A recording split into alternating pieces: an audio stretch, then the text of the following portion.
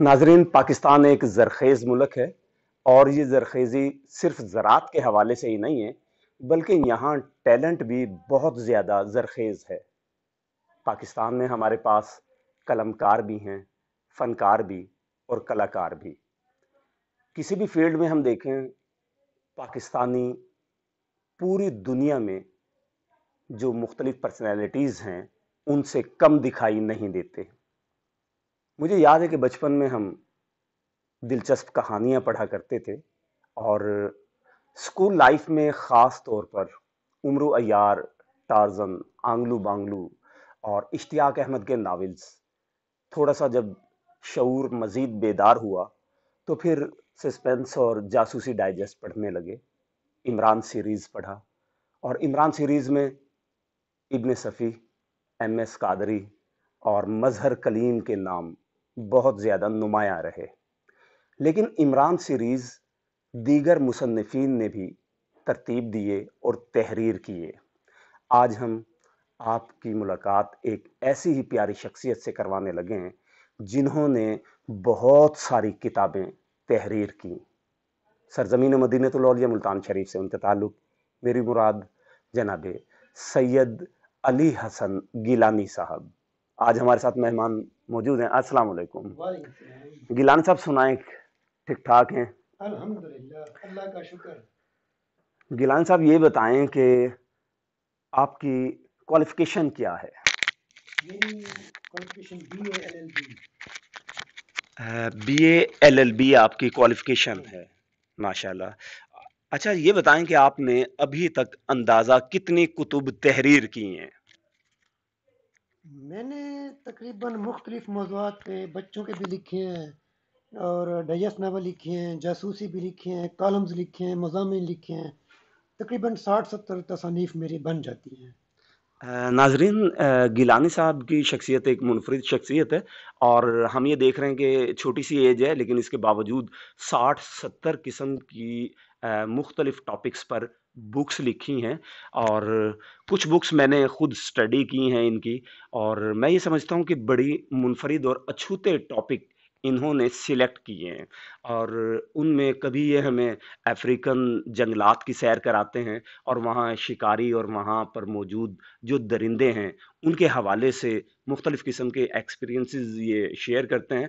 और कभी ये हमें अहराम मिस्र की सैर कराते हैं, कभी ये हमें खोफो के मकबरे में ले जाते हैं और वहाँ के मुख्तलिफ़ असरार, मुख्तलिफ़ नोयत के हवाले से डिस्कस करते हैं। और गिलानी साहब के जो बुक्स हैं, इसमें मैंने ये देखा है कि जो हीरो और हीरोइन हैं वो भी आम मुख्तलिफ किताबों से थोड़े से मुनफरिद दिखाई देते हैं। और दुनिया भर की ये सैर कराने के बाद एक मुनफरिद और अछूता पॉइंट ये है कि ये मुल्तान की सकाफत का टच देना नहीं भूलते और उनका लिंक मुल्तान से जोड़ देते हैं। और मुझे तो मुख्तलिफ कुतुब पढ़कर ये भी एहसास हुआ कि जो हीरोइन का हीरो है वो शायद सैयद अली हसन गिलानी ही है। अली गिलानी हसन साहब, गिलानी साहब, इस हवाले से आप क्या कहना पसंद करेंगे? सर ये आपकी ज़रा नवाजी है। बाकी हर इंसान की एक सोच होती है, थिंक होती है। कुछ मैंने ऐसी किताबें पढ़ी जिसमें कहानी बहुत अच्छी होती है लेकिन उसका एंड अच्छा नहीं होता। एक बंदा किताब पढ़ता है दिलचस्पी के लिए, अपनी जहनी सुकून के लिए, और उसका एंड अच्छा ना हो तो सारी कहानी का मज़ा ख़राब हो जाता है। तो मैंने कोशिश की, क्योंकि ये कोई सच्ची कहानी तो नहीं है, एक फर्जी आप बीती हैं। तो मैं कोशिश करता हूँ कि कहानी का एंड अच्छा हो, लेकिन कहानी का मौजू भी अच्छा हो, टॉपिक अच्छा हो, ताकि कारी को पढ़ने का मजा आए, सफ़े खाली ना हो, काले ना हो। गिलानी साहब, मैंने ये देखा है आपके मुख्तलिफ नॉवेल्स में कि फ़कत कहानी ही नहीं बल्कि उनके जो कैरेक्टर्स हैं वो भी बड़े दिलचस्प किस्म के और बड़े ताकतवर किस्म के आपने इंट्रोड्यूस करवाए हैं अपने कैरेक्टर्स को। और ख़ास तौर पर मैंने ये देखा है मुख्तलिफ जब सफ़हात को मैंने स्टडी किया कि मुख्तलिफ उलूम पर आपकी दस्तरस बहुत ज़्यादा है। मिसाल के तौर पे जियोग्राफिकल पॉइंट ऑफ व्यू से अगर मैं बात करूँ तो दुनिया के मुख्तलिफ जो ममालिक हैं, मुख्तलिफ उनके शहर हैं, उनको भी बड़े अच्छे अंदाज में आपने इंट्रोड्यूस करवाया है। और मुख्तलिफ कैरेक्टर्स की जो साइकोलॉजी है اس کو بھی آپ نے بشری تقاضوں کے مطابق انٹروڈیوس کروانے کی کوشش کی ہے. تو اتنا زیادہ کہ آرٹس کا فن تھا یا سائنس کے علوم پر دسترس تھی، آپ کے ناولز بہت عمدگی کے ساتھ منظر عام پر آئے ہیں. مجھے یہ بتائیے گا کہ آپ کا فیوریٹ رائٹر کون ہے؟ آپ کس کو پڑھا کرتے تھے؟ دیکھیں، اگر فیورٹ رائٹر کی بات کرتے ہیں تو اس میں دو شعبے ہیں. ایک جاسوسی شعبہ ہے اور ایک ڈائجسٹ کا جو فکشن کا شعبہ ہے. تو ڈائجسٹ میں اگر جاسوسی شعبے کی بات کرتے ہیں تو میں ابن صفی صاحب اور مظہر کلیم صاحب دونوں کا فین ہوں. ابن صفی صاحب تخلیق کار ہیں، مظہر کلیم صاحب نے اس کو عروج دیا ہے. مظہر کلیم صاحب میں یہ ہے کہ وہ ان میں کافی انفارمیشن ہوتی ہے. باقی یہ بات نہیں، ابن صفی صاحب نے بھی انفارمیشن اچھی خاصی دی ہے، لیکن مظہر کلیم صاحب میں نے خود دیکھا ہے کہ ان کے پاس کافی کتابیں میں نے دیکھی، وہ خود پڑھتے تھے اس کے بعد لکھتے تھے. پھر میں نے کوشش کی ہے کہ اپنے جو میں نے تصنیف لکھوں، کتابیں لکھوں، اور میرے پاس کافی ذخیرہ ہے الحمدللہ، اللہ کا شکر ہے، میں نے کلیکٹ کر رکھا ہے. تو اس میں سے میں نے پہلے کتابیں پڑھی ہیں، جیسے میں نے ایجپٹ پہ لکھا ہے، مصر پہ، تو میں نے 20-22 کتابیں میں نے کھنگالی ہیں، پھر جا کے میں انفارمیشن دی ہے. اس طرح میں نے افریقہ کا موضوع لکھا، برازیل کا موضوع لکھا، تو اس پہ میں نے ڈاکومنٹریاں دیکھی، کچھ مطلب کہ کتابیں پڑھی، پھر جا کے میں نے اپنی کتابوں میں وہ انفارمیشن دی تاکہ لوگوں کو کچھ پتہ لگے. باقی ڈائجسٹوں کی بات کرتے ہیں تو ایم اے راج صاحب میرے فیوریٹ ہیں، اور اس کے علاوہ محی الدین نواب صاحب میرے فیوریٹ ہیں.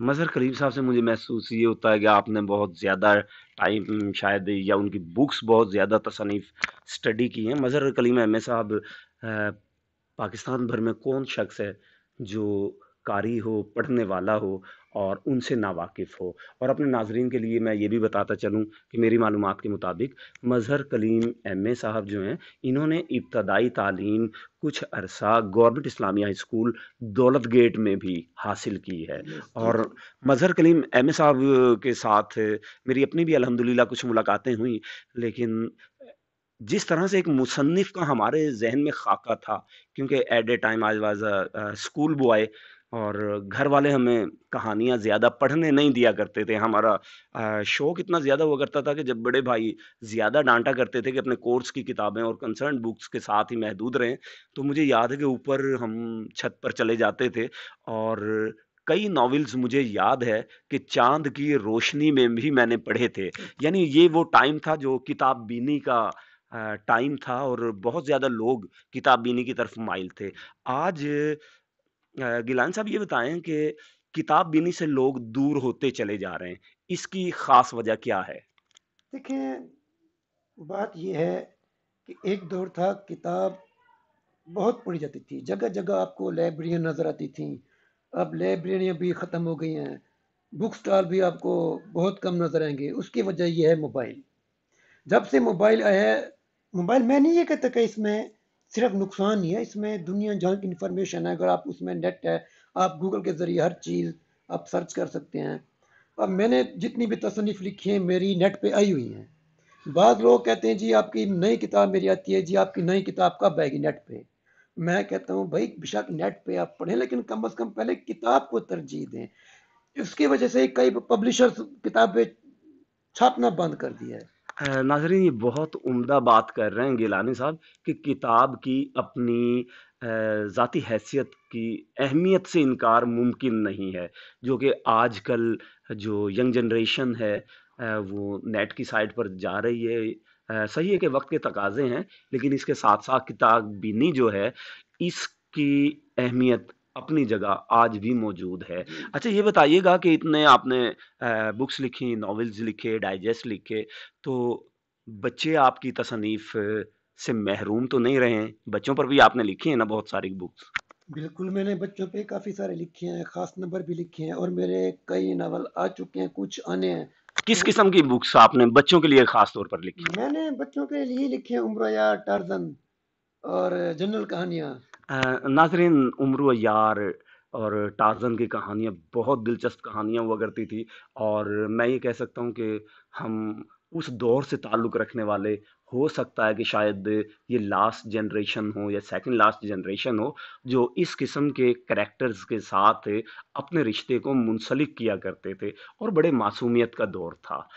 تو آج کل ہمارے بچے جو ہیں یہ ٹارزن اور عمرو عیار کی کہانیاں کس حد تک پڑھنا پسند کرتے ہیں؟ اب ریسنٹلی اگر میں گفتگو کرنا چاہوں۔ نہیں، اب آپ کو کلیئر بتاؤں کہ آج کی جو ہے جنریشن اب وہ کتاب سے بہت دور ہو گئی ہے۔ ہاں، میں یہ نہیں کہتا کہ موبائل پھر کہوں گا، موبائل میں پوری دنیا چیز، اس میں اسلامک انفارمیشن بھی ہے۔ آپ کو ہر موضوع، مینس کہ میری بھانجی ہے، وہ اس کو کہتی ہے جی مجھے نوٹس مل جاتے ہیں، نیٹ سے ڈاؤن لوڈ کر لیتی ہوں پہلے کہاں کہاں سے، اچھی چیز ہے۔ لیکن اس کا یہ نقصان ہوا ہے کہ لوگ کتاب سے آہستہ آہستہ، ناول نگاری سے، کتاب سے بہت دور ہو گئے ہیں۔ اب یہ کتاب جو نہیں جی بس ہمیں موبائل چاہیے، کتاب ہمیں دیکھنی نہیں ہے۔ باقی کوئی کتابیں، کچھ میں آپ کو ایک وضاحت کر دوں، ایکسپلین کر دوں، کچھ غلط کتابیں بھی آئی تھی پہلے، جس کی وجہ سے ادب کو نقصان ہوا۔ میں کوشش یہ کرتا ہوں کہ کوئی کتاب لکھوں اس میں اسلامک انفارمیشن بھی دوں، اس کے لیے میں نے اسلامی کتابوں کا مطالعہ کیا ہے۔ مختصر یہ بتاؤں کہ ایک دفعہ مجھے شوق کس طرح ہوا، آپ کی طرح ایک دوست تھا، وہ بھی کاشف صاحب تھے، تو میرے پاس آئے، پرانی بات ہے، تقریباً 10 سال پہلے جب شوق ہوا، تو کہیں جی گر صاحب کوئی کتاب پڑھنے کے دے، میں نے کہا یہ آپ کے لیے لائن اسلامی کتاب۔ بات چیت ہوتی رہی، پھر انہوں نے یہ کہا، جب تیسری دفعہ کرنا، میں نے کہا بھائی اسلامی کتاب پڑھ لے، نہیں یار کوئی ناول دے، تو پھر مجھے دکھ ہوا۔ پھر میں نے کہا کہ میں کیوں نہ کتاب لکھوں، ہو ناول لیکن اس میں اسلامک ٹچ بھی دوں۔ اور الحمدللہ میں نے جو عمران فری ڈائجسٹ میں لکھے ہیں، اس میں نے اسلامک انفارمیشن دی ہے، اور دیگر ملک انفارمیشن لوگوں نے پڑھے، اور مجھے فون کیے باقاعدہ کہ ہمیں یہ نہیں پتا تھا، لیکن اپنے نماز کے متعلق اور جو اسلامک انفارمیشن دی تو ہمیں بے حد خوشی ہوئی۔ ناظرین، بہت دلکش گفتگو اس وقت کر رہے ہیں، اور میں خود اس بات کا گواہ ہوں ان کی مختلف کتب پڑھنے کے بعد کہ انہوں نے ٹاپکس کو خوبصورت انداز میں نہ صرف اس کی ڈیٹیل دی ہے بلکہ اسلامی ٹچ بھی دیا ہے، اور اسلامی ٹچ اس انداز میں کہ غیر محسوس طریقے کے ساتھ انسان اخلاقیات کے ساتھ اپنے رشتے کو جوڑے رکھتا ہے اور منقطع نہیں ہونے دیتا۔ تو بچے بچوں پر کتنی کتابیں لکھی ہیں آپ نے بچوں کے لیے؟ بچوں پر میں نے کچھ چھوٹی بھی لکھی ہیں، وہ بہت پتلی نہ، تقریباً 2 درجن میری کتب ہیں، جس میں 10 خاص نمبر ہیں، اور 3 4 نارمل ہیں، باقی چھوٹی کتابیں ہیں، 2 درجن میں نے لکھی ہیں۔ تو مزید بھی میں لکھوں گا، لیکن افسوس کہ اب پڑھنے والے بہت کم رہ گئے ہیں۔ گیلانی صاحب، مجھے یہ بتائیے گا کہ آپ کی جو مختلف کتب ہیں، ناولز ہیں، ڈائجسٹ ہیں، سٹوریز ہیں، فکشنز ہیں، ان میں اگر صفحات کی موٹائی کے حوالے سے میں گفتگو کروں تو سب سے زیادہ کون سا ناول یا ڈائجسٹ ہے جس کے پیجز سب سے زیادہ ہیں اور کتنے ہیں؟ وہ تو محی الدین نواز صاحب کو دیکھتا ہے، وہ 56 مطلب کے حصوں میں یعنی میں آپ کی تصانیف کی بات کر رہا ہوں۔ میری اپنی، جی، آپ کی۔ میرا جو ناول ہے وہ مسٹر شکاری، ہوں۔ وہ تقریباً 400 صفحات پہ، بس اسی سے میں نے لکھا، کیونکہ اب وہ دور نہیں رہ گیا، کیونکہ اگر زیادہ لکھا تو اس کی صفحات بہت بڑھ جاتی ہیں، کاغذ بہت مہنگا ہو گیا، اس لیے، ورنہ مظہر کریم صاحب نے تو ہزار ہزار صفحات پہ بھی لکھے ہیں۔ یعنی 400 پیجز تک آپ کی تصنیف آئی ہیں ہاں، منظر عام پر۔ 400 تو آئی ہیں، سمندی جو تھی 350 پونے 400۔ ہاں، ریسنٹلی ابھی میں نے چند دن پہلے آپ کی ایک بک پڑھی تھی، احرام کے اسرار، جی، اور مصر کے حوالے سے، مصر کے جادوئی فکشن کے حوالے سے اور مختلف کنسیپٹس اور وہاں کی جو میتھس تھی، آپ نے ان کو اس خوبصورتی کے ساتھ پیش کیا ہے کہ یقین مانیے کہ جب ایک دفعہ ہاتھ میں کتاب پکڑ لی تو پھر نگاہیں ان کے صفحات سے دائیں بائیں نہیں ہونے دیتی۔ اچھا، مجھے یہ بتائیں کہ جب آپ ناول لکھ رہے ہیں اس میں بہت سارے کریکٹرز کو انٹروڈیوس کروا رہے ہیں آپ، بعض اوقات 1 درجن کریکٹرز، 1.5 درجن، 2 درجن کریکٹرز، تو اور مختلف مقامات پر، تو کیا سب سے پہلے کہ پیپر ورک آپ کرتے ہیں کہ پیپر ورک میں سب سے پہلے کریکٹرز کے نام لکھ لیے، ان کے رشتے بنا دیے کہ یہ میں رشتہ دار ہوگا، بالکل، تو یہ کیا طریقہ ہے؟ دیکھیں، میں شروع میں نے بھی یہی شروع کیا تھا کہ ایک ناول لکھوں، لیکن کتاب لکھنا کوئی آسان کام نہیں ہے. لیکن اللہ تعالیٰ گھری کے رحمت کرے سر مظہر کلیم صاحب کو، ہمارے پاکستان کے بہت بڑے رائٹر ہیں. تو انہوں نے مجھے طریقہ بتایا کہ بیٹا، کہ آپ ان کو میں نے ایک کتاب دی تھی، شروع میں ایک ناول لکھا تھا ڈارک ایڈونچر، عمران سیریز. تو میں نے ان کے منسوب کیا تھا، ان کے نام سر مظہر کلیم صاحب کے نام، ان کو میں نے دیا. ان کو بڑا پسند آیا ناول، ان کو بڑا پسند ہے. انہوں نے کہا بڑا آپ نے اچھا لکھا ہے، آپ اور بھی لکھیں. تو میں حیران ہوں کہ آج کے دور میں لکھا جا رہا ہے. تو انہوں نے مجھے پیٹرن بتایا کہ آپ ایک خلاصہ تیار کریں، آپ مختلف پہلے باب لکھیں، ان کو ایک چیپٹر دیں. جب آپ لکھ لیں گے، جب پھر آپ دو ناول لکھیں گے تو آپ کو مشکل نہیں ہوگی. ان کے کہنے پہ میں نے شروع کیا تو یقین کریں بہت ہی آسان بن گئے میرے لکھنا. اچھا، مختلف بابز، مختلف چیپٹرز، تو انہوں نے بڑے خوبصورتی کے ساتھ ایک اسکیم آپ کو بیان کر دی ہے. میں یہ پوچھنا چاہ رہا تھا کہ ایک ناول میں بہت زیادہ کردار ہوا کرتے ہیں، کیا پہلے سے ان کرداروں کو اپنی اپنی جگہ پہ ایڈجسٹ کیا جاتا ہے؟ ہاں جی بالکل، جب ایک بندہ ایک خلاصہ تیار کرتا ہے اس میں. For example character ABCDEF. ہاں جی جی جی، اس میں دیکھنا اب چیپٹر آتا ہے، chapter A, chapter B, chapter C, chapter D, آگے جتنی بھی چیپٹر ہیں. تو اس میں ضروری نہیں کہ سارے کردار پہلے مطلب چیپٹر میں ہیں. تو جب بندہ خلاصہ بیان کرتا ہے نا، تو تھیم مطلب ذہن میں رکھتا ہے، تو اس میں جیسے جیسے کریکٹر رکھتے ہیں مختلف باب میں، چیپٹر میں، تو اس کے مطابق اس کردار کو اس میں فٹ کرتے ہیں. اور پھر آگے وہ کہاں اس کا کلوز ہوتا ہے، کہاں وہ آگے بڑھتا ہے، کہاں مختلف کا کریکٹر مطلب کہ ختم کرتے ہیں، کہاں سارے چلتے ہیں. تو سارا اسی خلاصے میں بیان کیا جاتا اچھا، مظہر کلیم MA صاحب بہت خوبصورت لکھاری تھے، اللہ انہیں جنت نصیب ہے. اللہ میں کرے. تو میں نے ان کی جو مختلف عمران سیریز پڑھے، ان کے عمران سیریز میں اور آپ کے عمران سیریز میں ایک بات جو قدر مشترک ہے، وہ یہ کہ جو پلاٹ آپ یوز کر رہے ہیں، ان پلاٹس میں جو باب کہہ لیں، چیپٹر کہہ لیں، اس میں جو کریکٹرز اور سب کریکٹرز ہیں، سب کریکٹرز کی اپنی سٹوریز چل پڑتی ہے. اور پھر جب انسان ان سٹوریز میں محو ہو کر گم ہو جاتا ہے، تو بعض اوقات مین جو سٹوری تھی وہ تھوڑے سے فاصلے پر چلی جاتی ہے اور سب سٹوری زیادہ آگے آ جاتی ہے، لیکن اگلے ہی چیپٹر میں جس وقت اس کا لنک اس مین سٹوری کے ساتھ جڑتا ہے، تو پھر قاری دوبارہ سے اپنے اسی جگہ پر پہنچ جاتا ہے جہاں شاید رائٹر پہنچانا چاہتا ہے.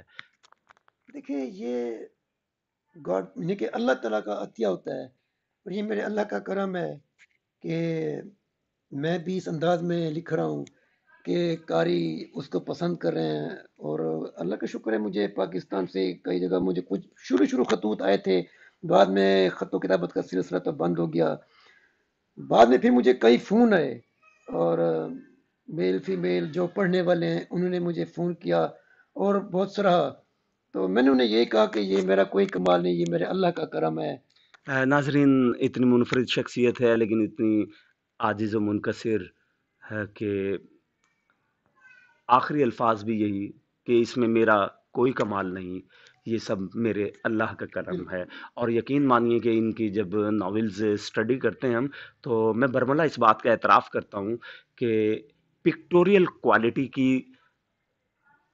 جو کوالٹی ہے وہ گیلانی صاحب کے ناولز میں بہت زیادہ نمایاں ہمیں دکھائی دیتی ہے کہ جب مختلف سطور کو سٹڈی کرتے ہیں تو ایسا لگتا ہے کہ ایک فلم ہے جو ہماری نگاہوں کے سامنے چلتی چلی جا رہی ہے. اچھا گیلان صاحب، یہ بتائیے گا کہ فلمز اور ڈراماز یہ بھی آپ دیکھتے ہیں، شوقین ہیں؟